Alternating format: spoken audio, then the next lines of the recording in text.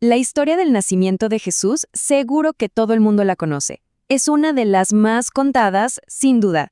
Pero, a ver, si dejamos a un lado por un momento las tradiciones y los pesebres que armamos cada año, ¿qué nos dice la historia de verdad? Bueno, pues vamos a meternos de lleno en eso, a explorar qué es lo que la arqueología, la lingüística y los textos de la época nos pueden contar sobre sus verdaderos orígenes. Y esta es la pregunta que va a ser nuestra guía en todo este recorrido. Más allá de la fe, que es algo muy personal, ¿qué nos cuentan las piedras, los datos, la historia sobre los orígenes de esta figura tan universal? Así que vamos a empezar a desarmar este rompecabezas pieza por pieza, desde el mismísimo comienzo. Ok, nuestra primera parada es un evento que suena familiar, la Anunciación. Pero vamos a verlo con un contexto que casi siempre se nos escapa. Un contexto que convertía este anuncio en algo de verdad muy, muy peligroso. Primero que nada, hay que imaginarse el lugar. Y ojo, borremos las imágenes de grandes producciones de cine. Nazaret, en ese entonces, era un pueblito, una aldea pequeña, humilde, en la región de Galilea. Un sitio bastante rural, donde, como se podrán imaginar, todos se conocían y la reputación de una familia lo era todo. Este es nuestro punto de partida. Y aquí es donde la cosa se pone interesante, porque hay un choque brutal entre dos realidades. Por un lado tenemos el mensaje teológico, un ángel, un plan divino, algo increíble. Pero por otro lado está la cruda realidad social de la época. Para una joven como María, un embarazo fuera del matrimonio no era una buena noticia. Significaba un peligro gravísimo y un estigma social terrible. No era solo un chisme, era una crisis en potencia. Y es precisamente aquí donde la figura de José se vuelve absolutamente clave. Lejos de ser un personaje secundario, su linaje, ser descendiente de la casa del rey David, era fundamental para las profecías del Mesías. Pero, y esto es crucial en lo práctico, él fue la solución a esa crisis social. Él protegió a María, le dio un respaldo y, en esencia, legitimó toda la situación. Bueno, avancemos al siguiente capítulo de la historia, el famoso viaje a Belén y el nacimiento. Y aquí es donde esa imagen que todos tenemos en la cabeza se da de frente con la evidencia que nos da la arqueología. Para que nos demos una idea de lo que significó ese viaje, hablamos de unos 150 kilómetros, desde Galilea hasta Judea. Una distancia larguísima y difícil de recorrer en esas condiciones. No fue un simple paseo, fue una verdadera travesía.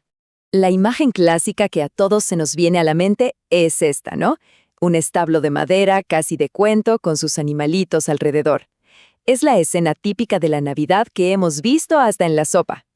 Pero la arqueología nos pinta un cuadro bastante distinto. Lo más probable es que no haya sido un establo de madera como tal, sino una cueva natural, o fíjense, la planta baja de una casa de piedra. Estos eran los lugares donde las familias de la zona guardaban a sus animales para protegerlos del frío. El punto aquí es que la realidad fue mucho más rústica, más terrenal de lo que solemos imaginar. Y esto nos lleva al periodo más enigmático de todos, los famosos años perdidos. ¿Qué pasó entre su infancia y el inicio de su vida pública? Pues parece que la clave podría estar escondida en una sola palabra. Si hacemos un repaso rápido de los evangelios, encontramos solo unos cuantos momentos clave. El nacimiento en Belén, la huida a Egipto para escapar de Herodes, la vida en Nazaret, y de ahí un salto hasta el debate en el templo a los 12 años. Como ven, hay un vacío narrativo enorme en medio de todo eso. Y aquí está la gran pista. La palabra griega que se usa para describir a José y por herencia a Jesús es tecton. Generalmente la traducimos como carpintero, pero su significado real es muchísimo más amplio. Un tecton era un artesano, un constructor, alguien que trabajaba tanto la madera como la piedra. Entender bien esta palabra cambia por completo la perspectiva. Esto nos habla de una vida de trabajo manual, pero calificado. Es más, varios historiadores sugieren que es muy posible que hayan trabajado en la reconstrucción de Séforis, una ciudad romana muy cercana que estaba en plena obra. ¿Y esto qué implica? Pues que su vida no fue la de alguien aislado en una aldea, sino que estuvo en contacto directo con el ajetreado mundo romano y griego de la época. Pero claro, ser un tectón no era toda la historia. El trabajo físico seguro se complementaba con una formación intelectual y espiritual muy profunda. Ahora vamos a ver cómo se arma el cuadro completo.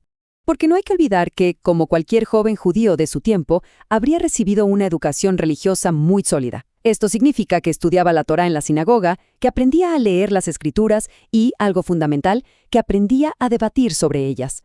Además, hablaba arameo, que era el idioma del día a día, y hebreo, el idioma sagrado. En resumen, era un artesano y al mismo tiempo un erudito. Y con todo esto sobre la mesa, llegamos a la reflexión final. Si nos imaginamos a Jesús no solo como una figura etérea, sino como este tectón, un constructor de mente y de manos, alguien que conocía el esfuerzo físico, que entendía de estructuras y que al mismo tiempo estaba metido de lleno en el debate intelectual de las Escrituras, ¿cómo redefine eso nuestra manera de entender su mensaje, sus parábolas, sus enseñanzas? Es una pregunta que resuena bastante y que sin duda nos deja con mucho en qué pensar.